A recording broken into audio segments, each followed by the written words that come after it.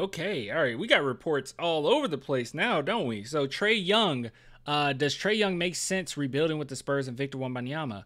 According to Jack Fisher, the Spurs might not have that much to say about the matter. I want some rest. Are we having fun yet? All right, so let's take a quick look at this article. Okay, we won't dive too into it, but let's just take a quick look. So Jack Fisher here, we all know Jack Fisher. All right, we all like Jack Fisher here.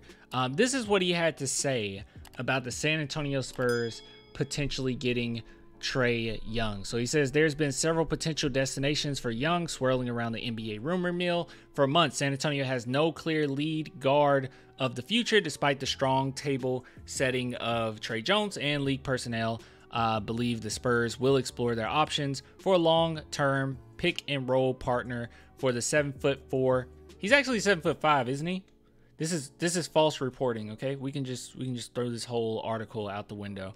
7'4" phenom Victor Wembanyama this summer. There's also the clear synergy of San Antonio holding the Hawks pick, which were traded to acquire Murray in the first place. All right, but moving on.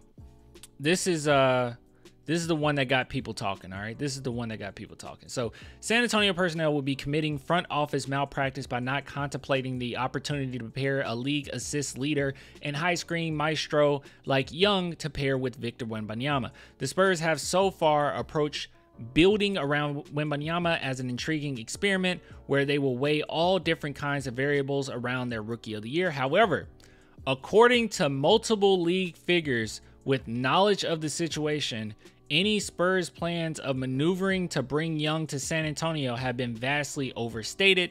The Spurs, sources said, have expressed little interest in obtaining Young to date. So, with this being said, I said this many a times.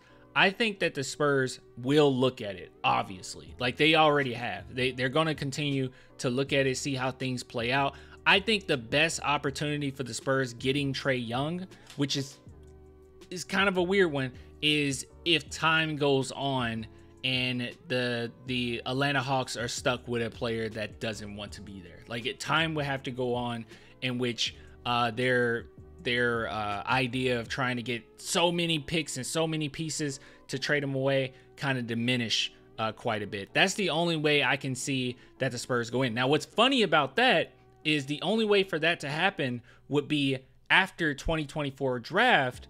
And if it's after the 2024 draft, more than likely the Spurs probably going to get Dilly. Now that we know what the draft, our draft position is, they're probably going to go after a guard, especially if Dilly is available. If he's not, then maybe, you leave things open there and let Trae Jones run things for another year before going into 2025 and trying to get a guard there. But as it stands right now, that's what's kind of weird about this is I am still on, I said this 50-50.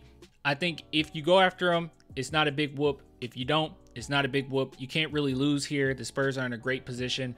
But as it stands right now, I think that I think there's some truth to this. I think there's some truth that they don't have like interest as far as I'm going to give you everything we got. I don't think that that'll be the case. And I would not be for that, okay?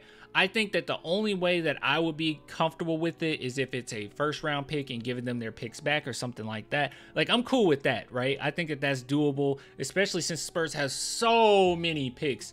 And we have like, we were looking at this the other day. Didn't we have like 8 second round picks over the course of the next 3 years, in which they're not going to use all these picks? They would more than likely package these picks for other things. So I'm saying if you can use that and maneuver up into some drafts or however you want to go about it, I think that maybe that would be a good way to go about this if you want to try to get Trae Young. But I have never been on a record saying that I would get rid of Jeremy Sohan, 2 first-round picks, and give them their picks back or something. I would not do that. I wouldn't go that far. Or same thing with Devin Vassell. I would not go that far. But it would really have to be a pretty desperate situation for the Atlanta Hawks for that for that to go down. And just me personally, I think that it would have to go down over time, which would be after 2024 draft, right? So it's a really weird thing, but as it stands, like, I do think that they're going to attempt. And one thing to keep in mind as well, this could potentially be one of those maneuvers that teams do in which they say, oh yeah, you know, we have no